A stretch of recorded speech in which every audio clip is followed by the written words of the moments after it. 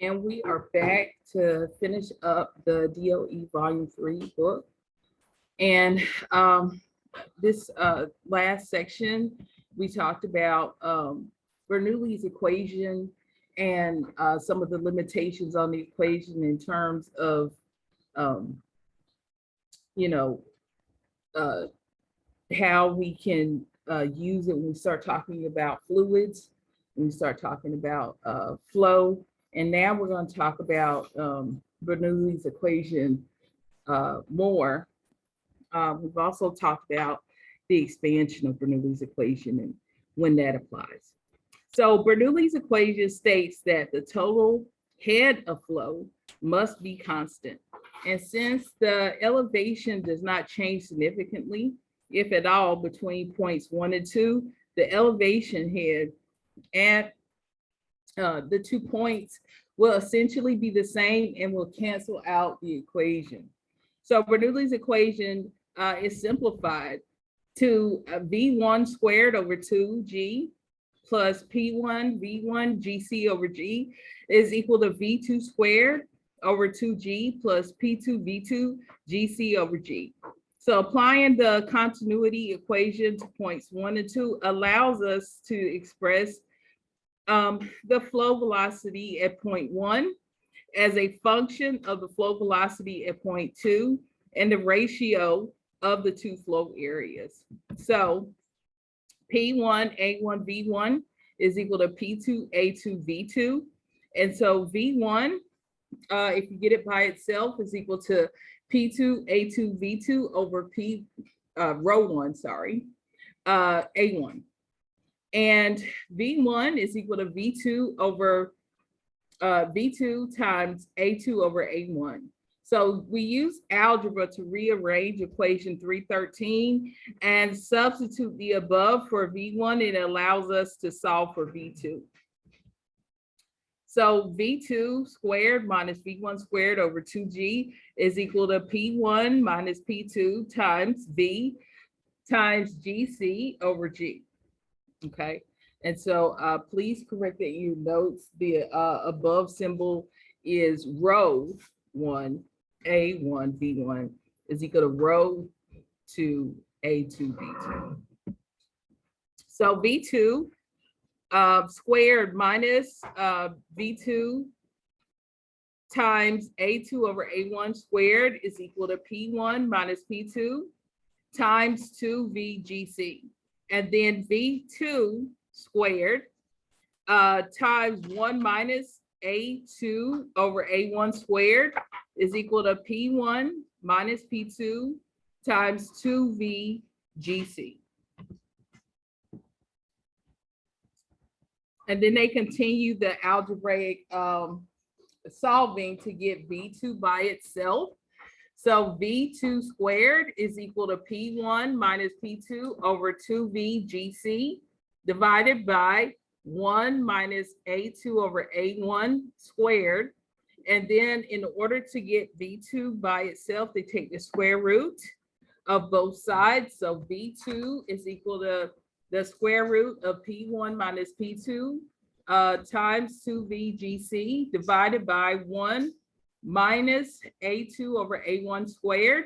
And so they're able to separate terms even more. So V2 is equal to square root of P1 minus P2 times the square root of 2VGC divided by 1 minus A2 over A1 squared. So therefore, the flow velocity at the throat of the Venturi and the volumetric flow rate are directly proportional to the square root of the differential pressure. So the pressures at the upstream section and throat are actual pressures, and velocity from Bernoulli's equation without a loss term are theoretical velocities. When losses are considered in the energy equation, the velocities are actual velocities. So first, with Bernoulli's equation, that is without a head loss term, the theoretical velocity at the throat is obtained. Then by multiplying this by the Venturi factor CV, which accounts for the friction losses and equals 0.98 for most Venturis, the actual velocity is obtained. And so the actual velocity times the actual area of the throat determines the actual discharge volumetric flow rate. So a pressure drop, P1 minus P2 across a Venturi, can be used to measure the flow rate using a U-tube manometer, as shown in figure 6. Reading R prime of the manometer is proportional to the pressure drop and thus the velocity of the fluid. So take time to write the equations that were mentioned in this chapter on the summary page. And please understand that all of the derivation that you saw before was to give you this particular equation right here, okay? So if you go through and you write all of the steps with this derivation, you're gonna get confused as to what equation is actually the one that is used.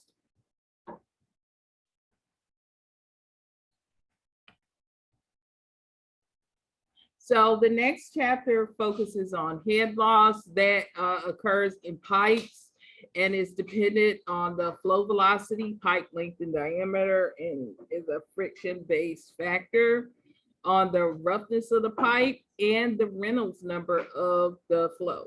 So head loss that occurs in the components of a flow path can be correlated to a piping length, and that would cause the equivalent head loss. So the objectives for this chapter is to define the terms head loss, frictional loss, minor losses, to determine friction factors for various flow situations, using the Moody chart, and then to calculate the head loss in a fluid system due to frictional losses using Darcy's equation, and then to calculate the equivalent length of pipe that would cause the same head loss as the minor losses that occur in individual components.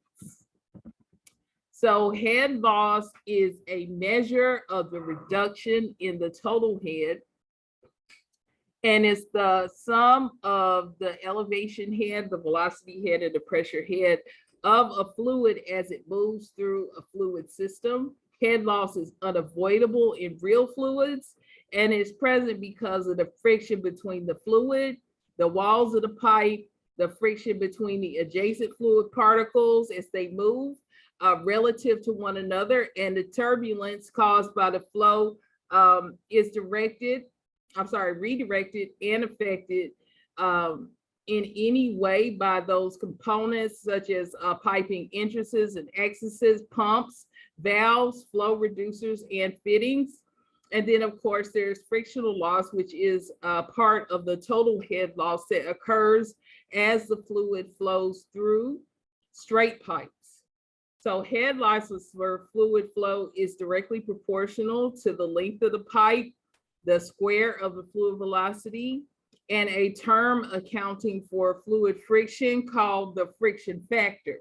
And the head loss is inversely proportional to the diameter of the pipe. And so that's what they're showing here in this proportionality expression. You know, oftentimes in physics, they do this so that you understand the relationship between the variables and how they come up with an equation. So a friction factor has been determined to depend on the Reynolds number for flow and the degree of roughness in the pipe's inner surface. So the quantity used to measure the roughness of the pipe is called relative roughness, which equals the average height of surface irregularities, okay, this epsilon, divided by the pipe diameter, okay? And so they have used a text or paragraph form to talk about this equation here. So relative roughness is equal to epsilon divided by d. So when you write out this particular equation, make sure that you notate what these variables mean. So the value of the friction factor is usually obtained by the Moody chart. That's figure B1 of Appendix B. And the Moody chart can be used to determine the friction factor based on the Reynolds number and the relative roughness. So an example of that is to determine F for a fluid flow in a pipe that has a Reynolds number of 40,000 and a relative roughness of 0.01. So using that Moody chart,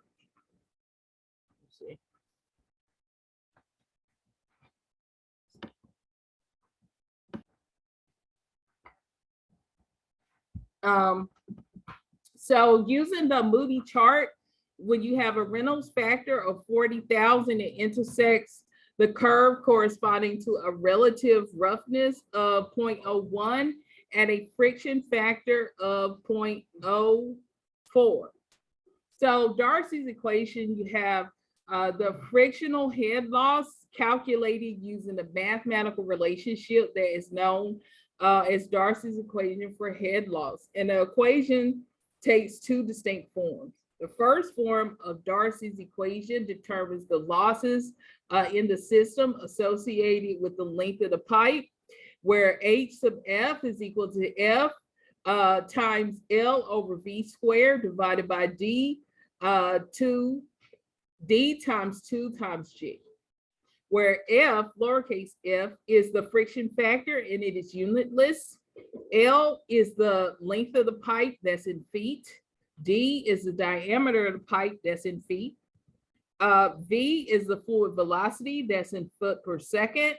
And G is the gravitational acceleration in foot per second squared. And of course, you know that the G constants have been given to you in aforementioned chapters.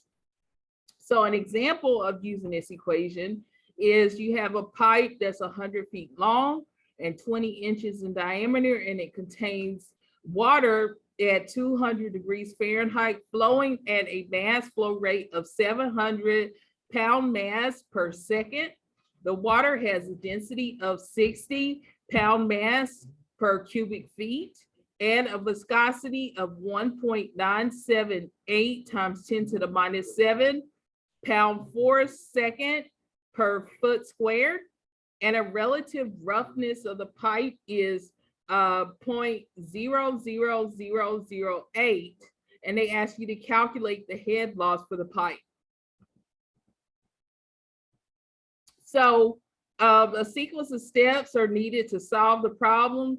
And first, determine the flow velocity. Second, they're gonna use the flow velocity and the fluid properties given to calculate the Reynolds number. And third, they're going to use the friction factor for the Reynolds number and the relative roughness. And then finally, they can use Darcy's equation to determine the head loss.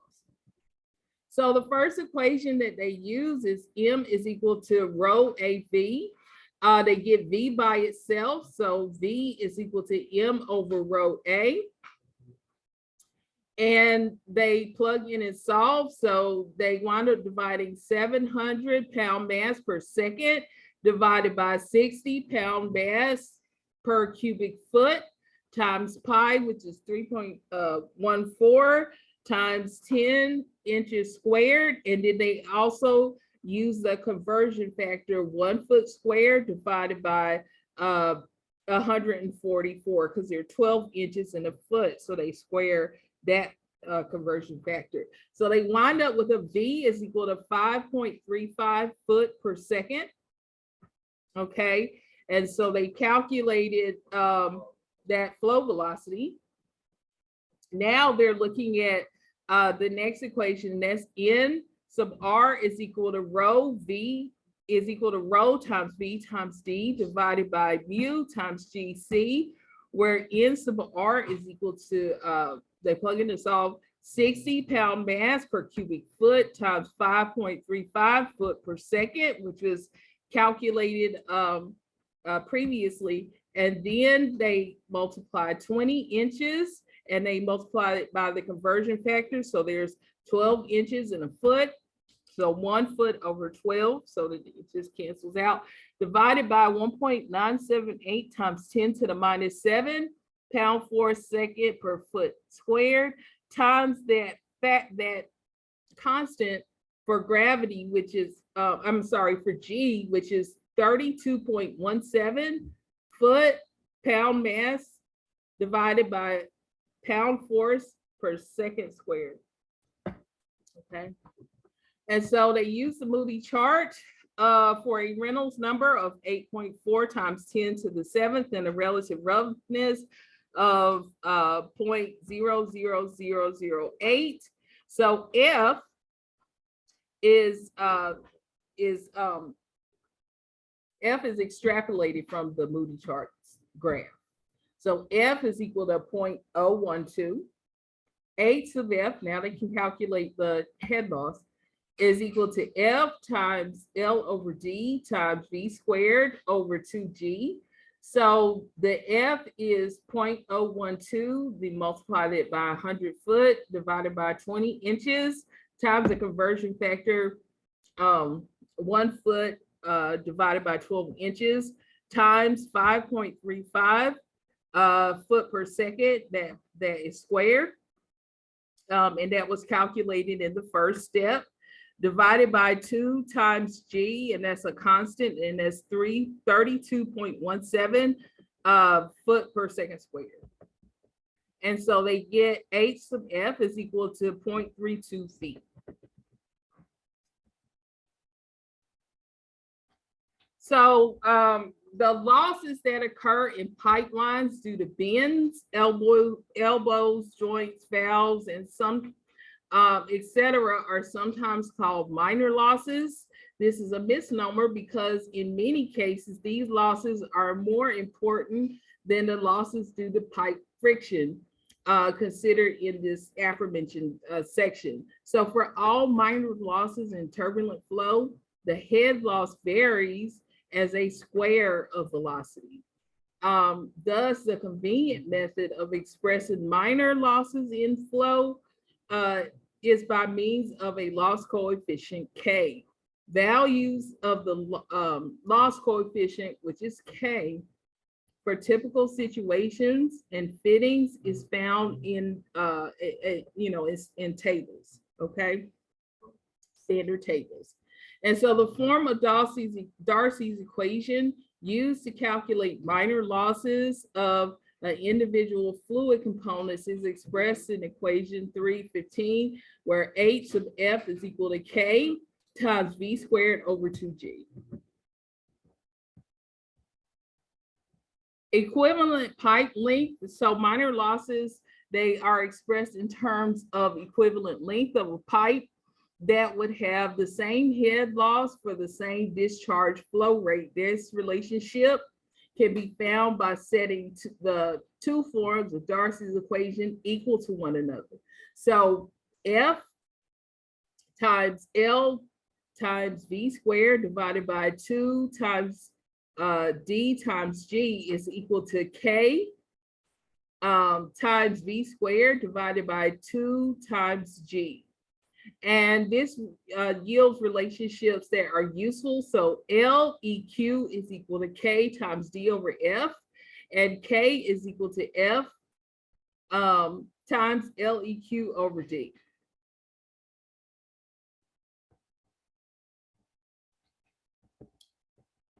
So the typical values of LEQ divided by D for common piping systems are listed in table 1. And the equivalent piping length that will cause the same head loss as a particular component can be determined by multiplying the value of LEQ divided by D for a component by the diameter of the pipe. And so the higher the LEQ divided by D, the longer the equivalent length of pipe.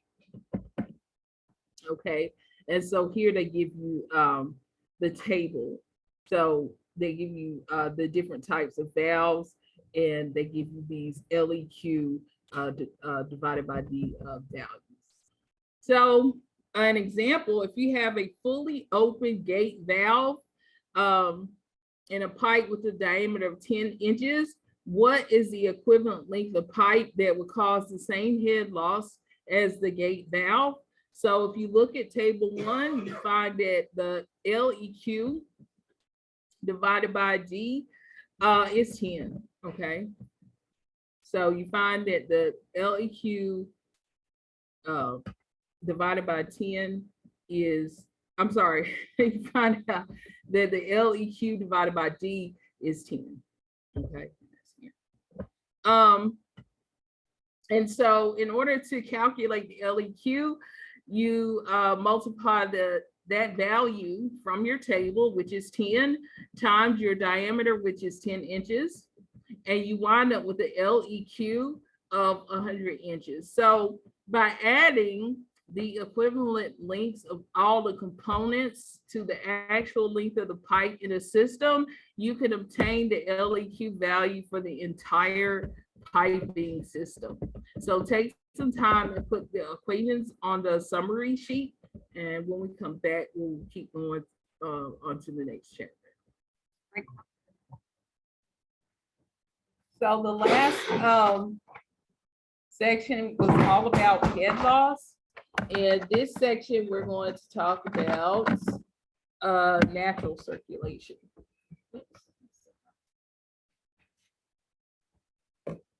So in this section, we're going to talk about natural circulation. So that is natural circulation is the circulation of fluid within piping systems or open pools that is due to density changes caused by temperature differences. Natural circulation does not require any mechanical devices to maintain its flow. So the objectives for this chapter is to define natural circulation and forced circulation, define the thermal driving head, describe the conditions necessary for natural circulation to exist, to explain the relationship between flow rate and temperature difference in natural circulation flow, and to describe how the operator can determine whether natural circulation exists in the reactor coolant system and other heat removal systems, and to describe how to enhance natural circulation flow. So in previous chapters on fluid flow, it's explained that anytime that fluid flows, there is some friction associated with the movement, and this will cause head loss. And it was pointed out that this head loss is commonly compensated for in piping systems by pumps that do work on the fluid, compensating for the head loss due to friction. And circulation of fluid systems by pumps is referred to as forced circulation. And it's possible to design fluid systems in a manner that does not require the presence of pumps to provide circulation. The head required to compensate for the head losses is created by density gradients and elevation changes. And so flow that occurs under these circumstances is called natural circulation. So the thermal driving head is the force that causes natural circulation to take place, and is caused by the difference in density between two bodies or areas of fluid. So consider two equal volumes of the same fluid, same type of fluid, sorry. If the two volumes are not the same temperature, then the volume of the higher temperature will also have a lower density and therefore less mass. So since volume at the higher temperature will have lower mass, it will have less force exerted on it by gravity. And this difference in force of gravity exerted on the fluid will tend to cause the hotter liquid to rise and the cooler or colder fluid to sink. And so this effect is seen in many places. One example is a hot air balloon.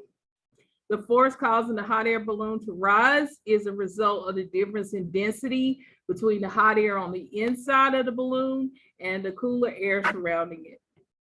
Heat added to the air in the balloon adds energy to the molecules of the air, and the movement of the air molecules increases. And the air molecules, they take up more space. So the air molecules inside the balloon take up more space than the same amount of air molecules outside the balloon. And this means that the hot air balloon is less dense and lighter than the surrounding air. And so since the air in the balloon is less dense, gravity has less effect on it. And the result is that the balloon weighs less than the surrounding air. And so gravity pulls cooler air down into the space occupied by the balloon. And the downward movement of the cooler air forces the balloon out of the space that is previously occupied, and therefore the balloon rises. So conditions required for natural circulation, it will only occur if the correct conditions are present. And so even after natural circulation has begun, removal of any one of these conditions will cause natural circulation to stop. So the conditions are temperature difference has to exist. So the heat source, between the heat source and the heat sink. The heat source is at a lower elevation than the heat sink, and fluids must be in contact with one another. So there must be two bodies of fluid at different temperatures. And this could also be one body of fluid with areas of different temperatures. And so the difference in temperature is necessary to cause a density difference in the the fluid.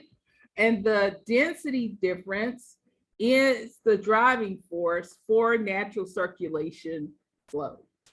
So the difference in temperature must be maintained for the natural circulation to continue. Addition of heat by a heat source must exist at a high temperature area, and continuous removal of heat by a heat sink must exist at a lower temperature. Otherwise, the temperatures would equalize and no further circulation would occur.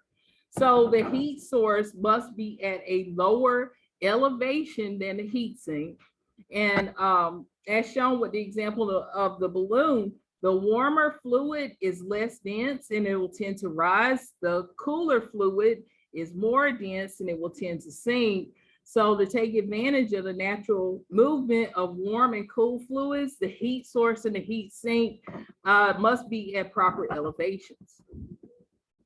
So the two areas must be in contact so that the flow between the areas is possible. And if the flow path is obstructed or blocked, then natural circulation cannot occur.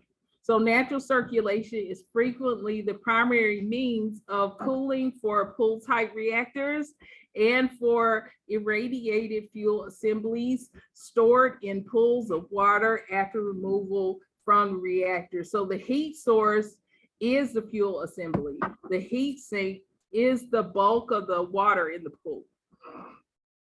So water at the bottom of the fuel assembly absorbs energy generated by the assembly. The water increases in temperature, it decreases in density, and gravity pulls cooler or more dense water into the bottom of the assembly, displacing the warmer water. And the warmer or lighter water is forced to give up its position to the cooler, heavier water. The warmer or lighter water rises higher in the assembly. And as water travels up the length of the assembly, it absorbs more energy. The water becomes lighter, and lighter being continuously forced upward by more dense water moving below it. So in turn, the cooler water absorbs energy from the assembly and is forced to rise as natural circulation flow continues.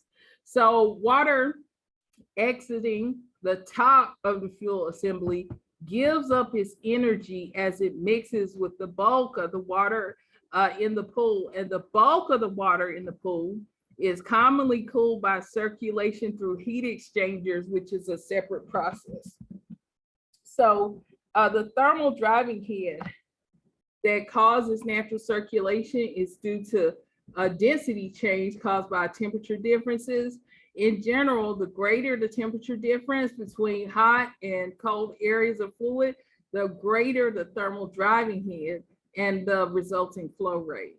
So however, it is good practice to keep the hot fluid subcooled to prevent a change in phase from occurring. And it's possible to have natural circulation take place in two-phase flow, but it's usually more difficult to maintain that flow.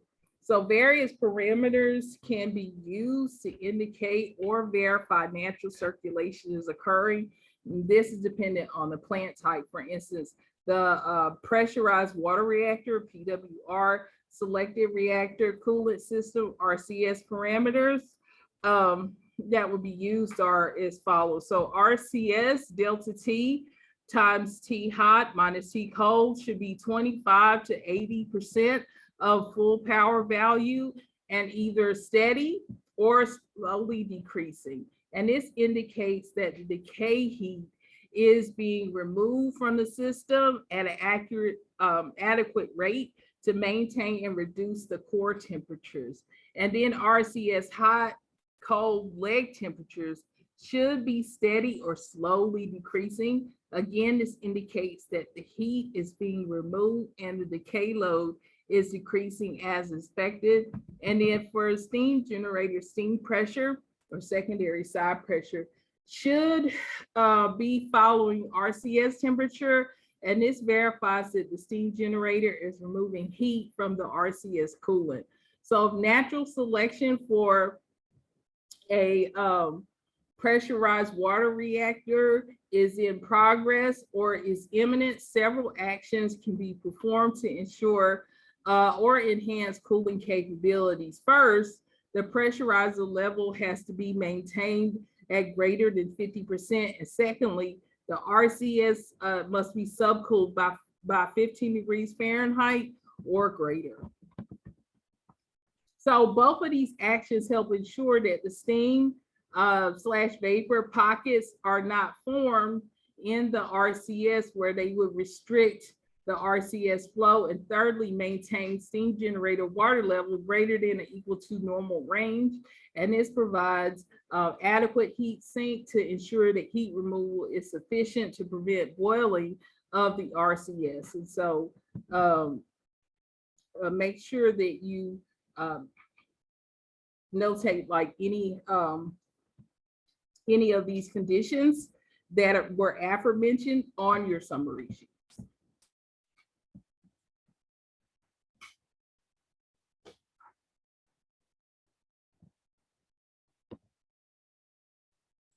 So the next chapter, we're going to talk about two-phase fluid flow.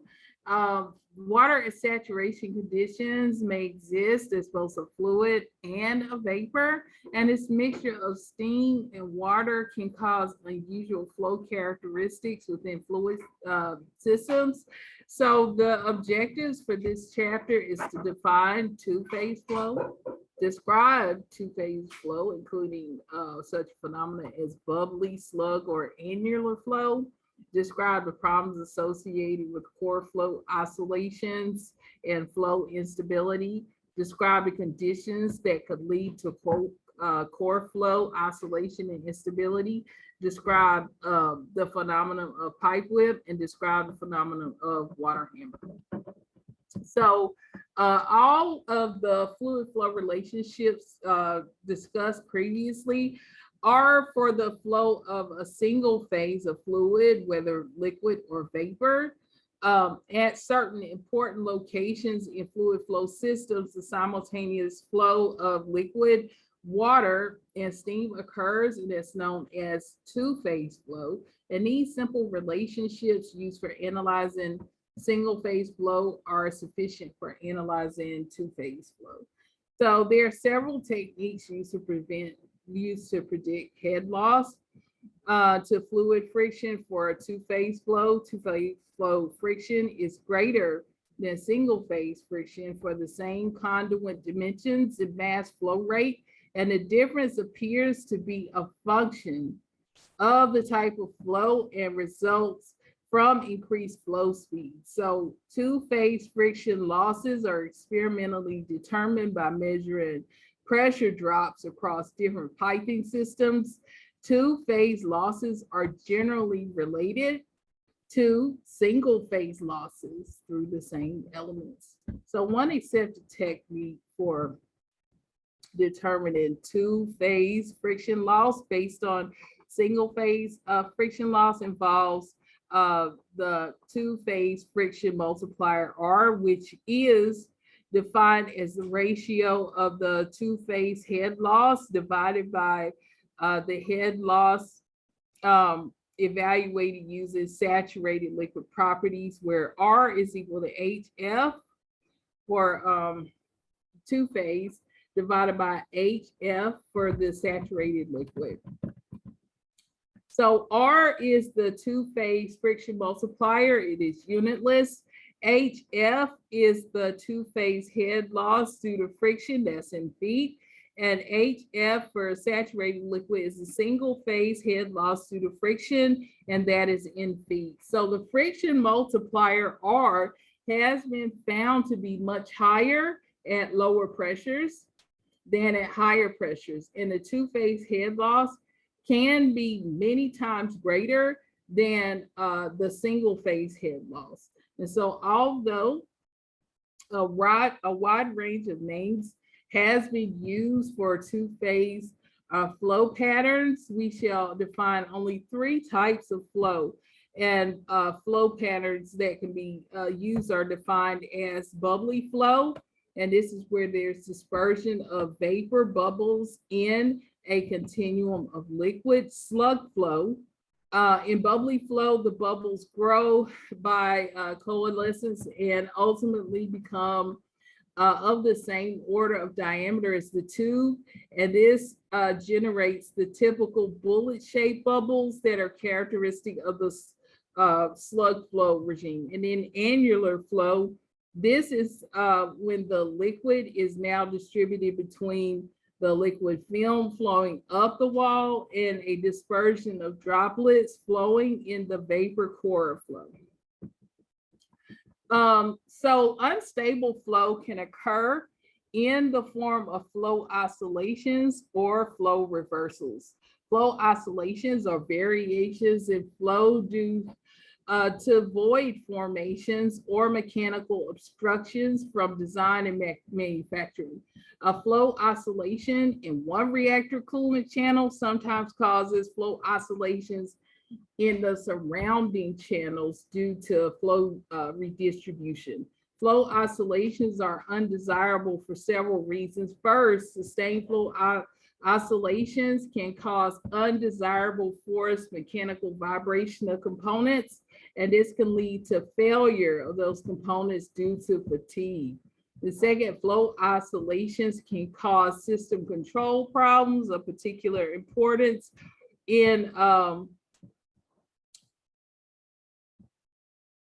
liquid cooled nuclear reactors, because the coolant is also used as the moderator. And third, flow oscillations affect the local heat transfer characteristics and boiling. And it's found through testing that critical heat flux required for departure from the nuclear boiling can be lowered by as much as 40% when flow is oscillating. So this severely reduces the thermal limit and the power density along the length of the reactor core. And again, it has been found that through testing that flow oscillations are not a significant problem for some pressurized water reactors unless the power is above 150% for normal flow conditions. So flow oscillations can be a problem during natural circulation operations because low flow rates are present.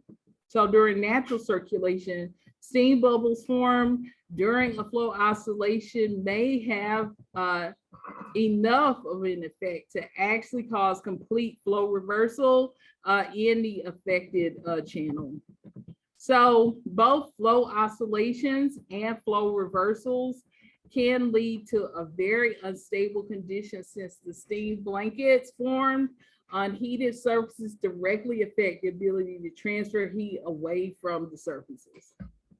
So if a pipe were to rupture, the reaction force created by the high velocity fuel jet could cause the piping to displace and cause extensive damage to the components, instrumentation, and equipment in the area to rupture. Thus, the characteristic is similar to an unintended garden hose or a fire hose whipping, which is whipping about unpredictably. So this type of failure is analyzed to minimize the damage if pipe whip were to occur in the vicinity of safety related equipment. Water hammer is a liquid shock wave resulting from sudden starting or stopping of flow. And it is affected by the initial system pressure, the density of the fluid, the speed of sound in the fluid, and the elasticity of the fluid and the pipe. And so the change in velocity of the fluid, the diameter and the thickness of the pipe, and the valve operating time. During the closing of the valve, kinetic energy of the moving fluid is converted into potential energy. Elasticity of the fluid in the pipe wall produces a wave of positive pressure back toward the fluid source. And when this wave reaches its source, the mass fluid will be at rest, but under tremendous pressure. Compressed liquid and stretched pipe walls will now start to release the liquid in the pipe back to the source and return the static pressure to its source. This release of energy will form another pressure wave back to the valve. And when the shock wave reaches the valve due to momentum of the fluid, the pipe wall will begin to contract. This contraction is transmitted back to the source, which places a pressure in the piping flow of below that of the static pressure of the source. And these pressure waves will continue to travel back and forth several times until the fluid friction dampens and the alternating pressure waves to the static pressure of the source. Normally, the entire hammer process takes place in under a second. So the initial shock suddenly stop flow can induce transient pressure changes that exceed the static pressure. And if the valve is closed slowly, the loss of kinetic energy is gradual. If it's closed quickly, the loss of energy, kinetic energy is very rapid. A shock wave results because the rapid loss of kinetic energy and a shock wave caused by a water hammer can be of sufficient magnitude to cause physical damage to piping equipment and to personnel. So water hammer in pipes has been known to pull pipe supports from their mounts, rupture the piping, and cause pipe whipping.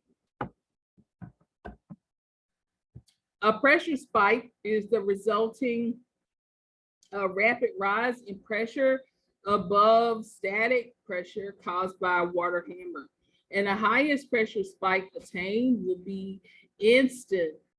The flow change and governed by the following equation, where delta P is equal to rho sub C, delta V divided by GC. Where delta P is the pressure spike, that's in pound force per foot squared. Rho is the density of the fluid, and that's in pound mass per cubic foot. C is the velocity of the pressure wave, and this is the speed of sound in the fluid, and that's in foot per second.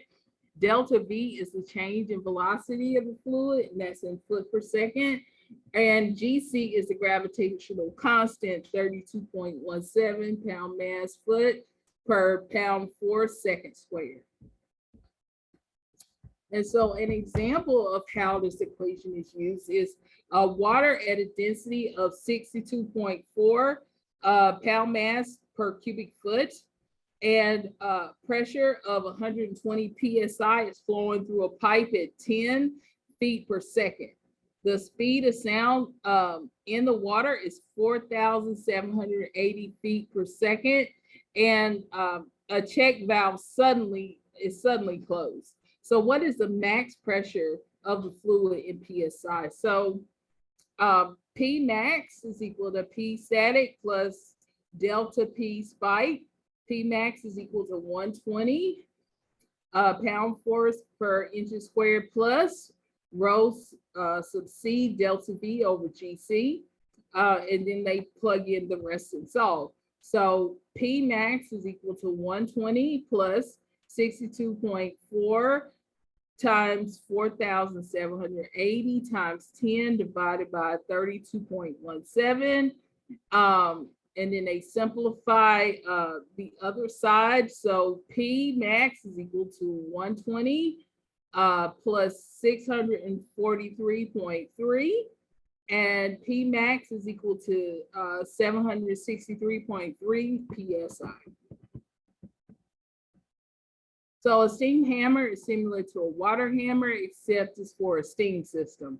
So a steam hammer is a gaseous shock wave resulting from the sudden starting or stopping of flow. And a steam hammer is not as severe as a water hammer for 3 reasons. 1, the compressibility of steam dampens the shock wave. 2, the speed of sound in steam is approximately 1/3 the speed of sound in water. And 3, the density of steam is approximately 1,600 times less than that of water. So the items of concern that deal with steam piping are thermal shock and water slugs, i.e. condensation in the steam system as a result of an improper warm-up. So water and steam hammer are not uncommon occurrences in industrial plants. Flow changes in piping systems should be done slowly as part of good operator practice to prevent water and steam hammer. Operators should ensure liquid systems are properly vented and ensure gaseous and steam systems are properly drained during startup. And when possible, initiate pump starts against a closed discharge valve and open the discharge valve slowly to initiate system flow. If possible, start up smaller capacity pumps before larger capacity pumps. Use warm-up valves around the mainstream stop valves whenever possible. And if possible, close pump discharge valves before stopping pumps. So periodically verify proper function of moisture traps and air traps during operation. So notate any equations on this summary sheet for this chapter. So centrifugal pumps, this is the last chapter for this book.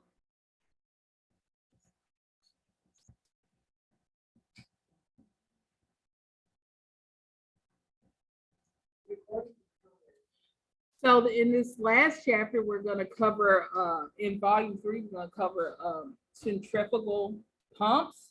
So centrifugal pumps are one of the most common components found in fluid systems. In order to understand how a fluid system containing centrifugal pumps operate, it's necessary to understand head and flow relationships for a centrifugal pump. So the objectives for this chapter is to define the term net positive suction head and cavitation, to calculate the new volumetric flow rate head or power for a variable speed centrifugal pump using pump laws, and then to describe the effect on the system flow and pump head for the following changes, which is changing pump speeds, adding pumps in parallel, and then adding them in series.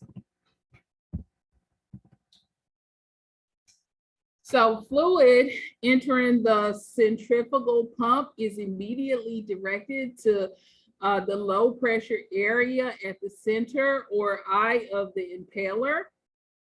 As the impeller and blading rotate, they transfer momentum to incoming fluid.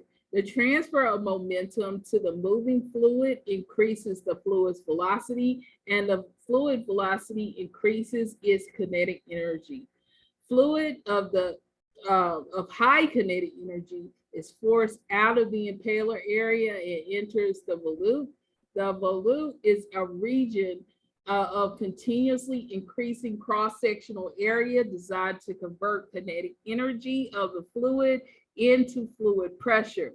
And the mechanism of this energy conversion is the same as that of subsonic flow through the diverging section of the nodule. The mathematical analysis of flow through the volute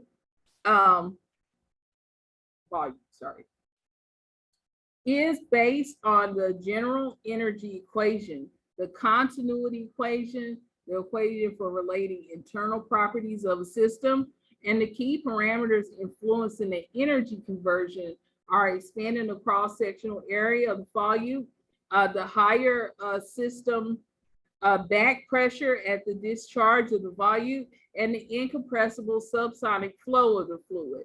As a result of the interdependence of the parameters, the fluid flow in the volute, similar to subsonic flow in a diverging nodule, experiences a velocity decrease and a pressure increase.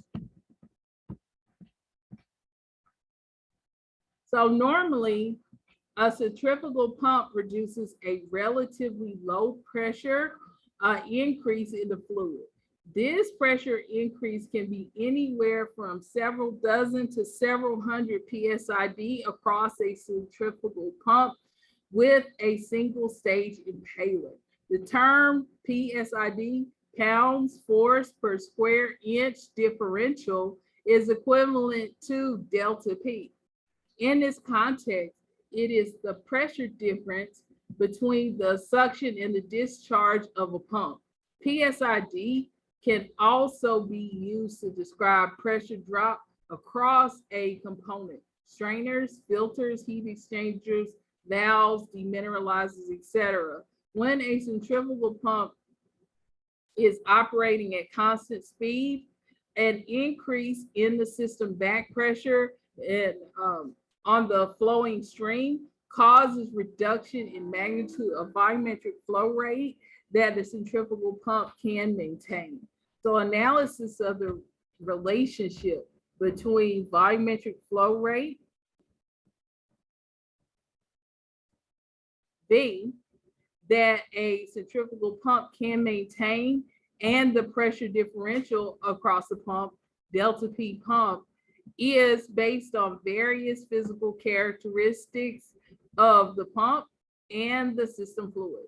Variables evaluated by design engineers to determine this relationship include pump efficiency, power supplied to the pump, the rotational speed, the diameter of the impeller and blading, the fluid density, and the fluid viscosity.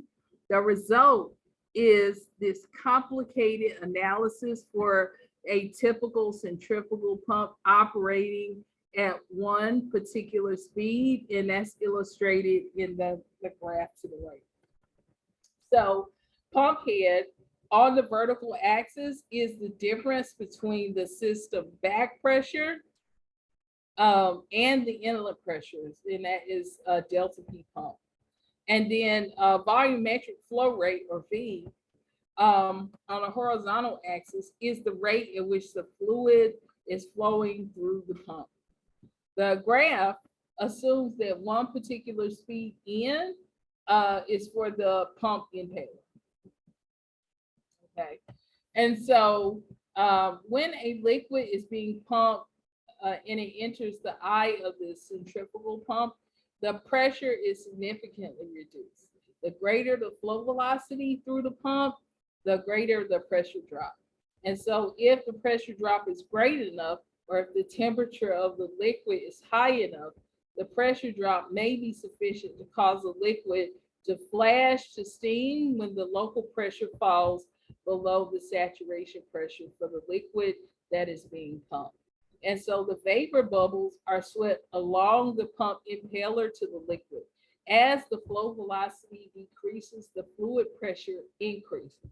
And so this causes vapor bubbles to suddenly collapse on the outer portions of the impaler. The formation of vapor bubbles and their subsequent collapse is called cavitation.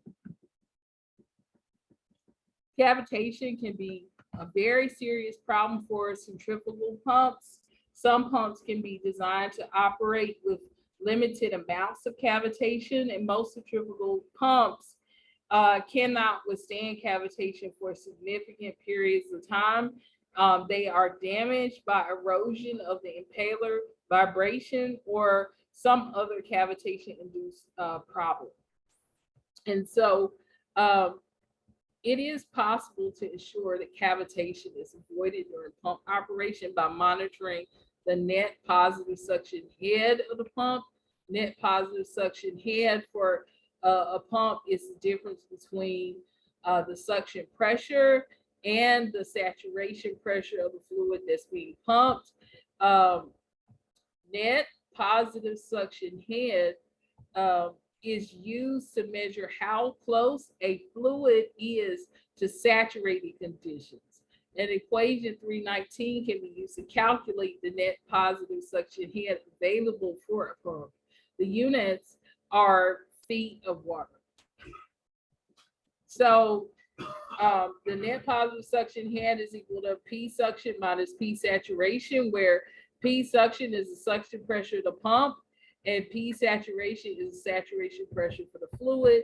By maintaining the available NPSH at a level greater than NPSH required by the pump manufacturer, cavitation can be avoided. So centrifugal pumps generally obey what are known as pump laws. These laws state that the flow rate or the capacity is directly proportional to the pump speed. The discharge head is directly proportional to the square of the pump's speed, and the power required by the pump motor is directly proportional to the cube of the pump speed. These laws are summarized as follows. So they're just showing you the that little symbol in between is proportionality. So they're showing you the relationship between the variables that were mentioned in the paragraph. Where N is the speed of the pump impaler in RPM. V is the volumetric flow rate of the pump in GPM or cubic feet per hour. HP is the head pump, the head developed by the pump, and that's in PSID or feet. And P is the power for the pump, and that's in kilowatts. So using proportionalities is possible to develop equations relating the condition at one speed to those at different speeds. So V1 times N2 over N1 is equal to V2. HP1 is times N2 over N1 squared is equal to HP2. And P1 times N2 divided by N1 cubed is equal to P2. Okay, and so they use those aforementioned relationships between the variables and did a substitution to give me these three equations. All right, so these three equations are what's important. So a cooling water pump is operating at a speed of 1800 RPM. The flow rate is 400 GPM, and at a head of 48 feet, the power of the pump is 45 kilowatts. Determine the pump flow rate, head, and power requirements if the pump is if the pump is increased to 3600 RPM. So they're going to use the aforementioned equations. So for flow rate, V2 is equal to V1 times N2 over N1. So they plug in and solve. So V2 is equal to 400 times 3,600 over 1,800. So V2 is equal to 800 GPM. For the head, HP2 is equal to HP1 times N2 over N1 squared. So they plug in and solve. HP2 is equal to 48 feet times 3,600 RPM divided by 1,800 RPM squared. So HP2 is equal to 192 feet. And then for power, P2 is equal to P1 times N2 over N1 cubed. They plug in to solve. So P2 is equal to 45 times 3,600 over 1,800 cubed. So P2 is equal to 360 kilowatts. So it's possible to develop a characteristic curve for a new pump, new speed of a pump based on the curve for its original speed. The technique is to take several points of the original curve and apply pump laws to determine the new head and flow at the new speed.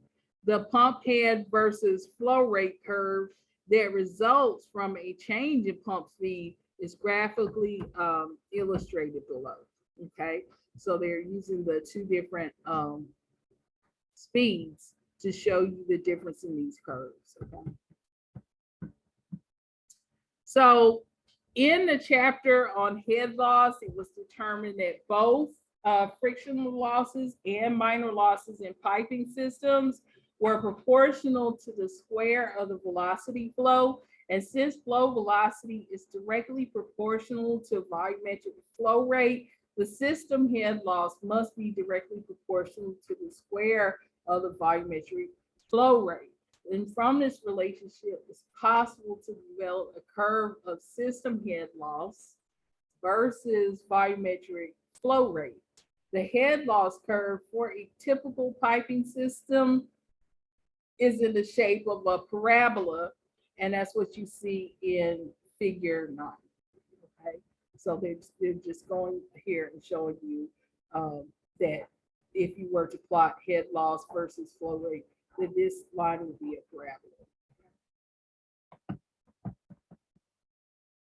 So the point at which a pump operates in a given piping system depends on the flow rate and the head loss of the system.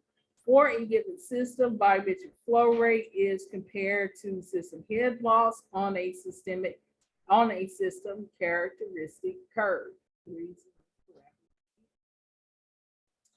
By graphing the system characteristic curve and the pump characteristic curve on the same coordinate system, the point at which the pump must operate is identified. For example, the operating point for the centrifugal pump in the original system is designed by the intersection of the pump curve and the system curve. Okay, so they're showing here the intersection when you plot both of these curves.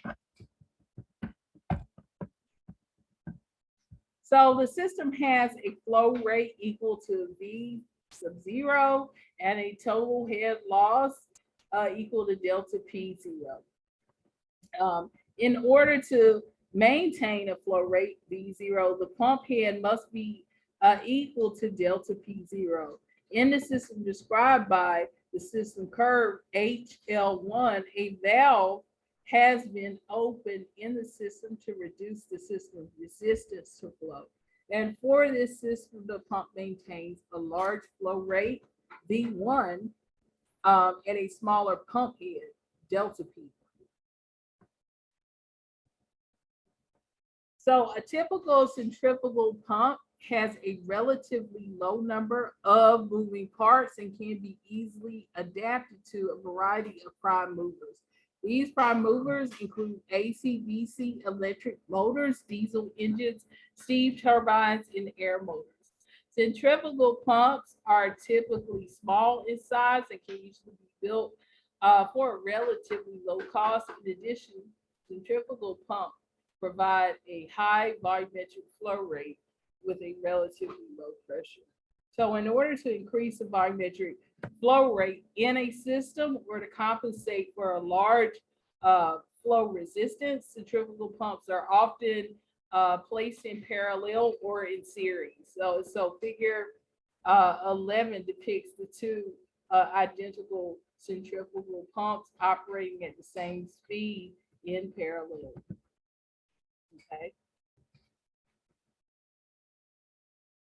So since the inlet and the outlet of each pump shown in figure 11 are identical points in the system, each pump must produce the same pump head. So the total flow rate of the system, however, is the sum of the individual flow rates for each pump.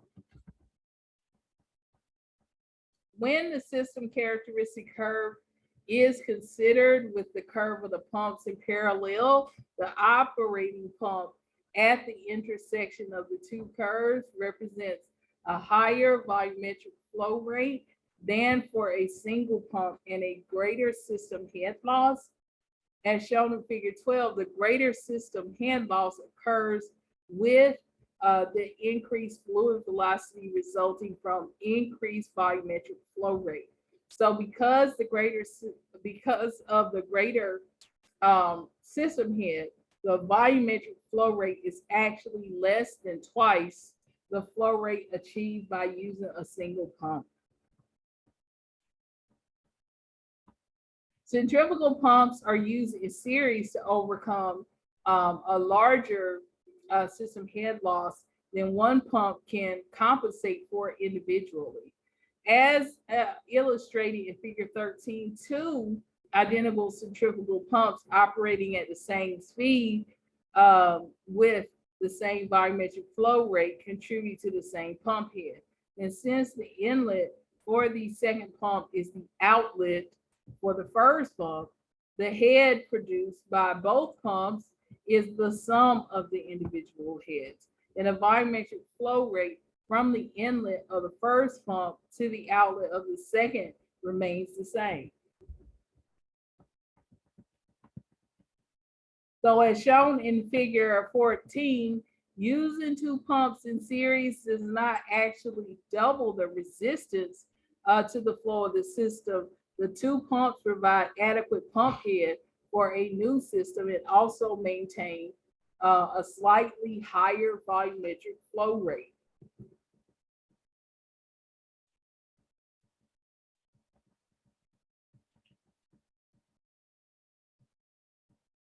So you can notate any equations here on the summary. And then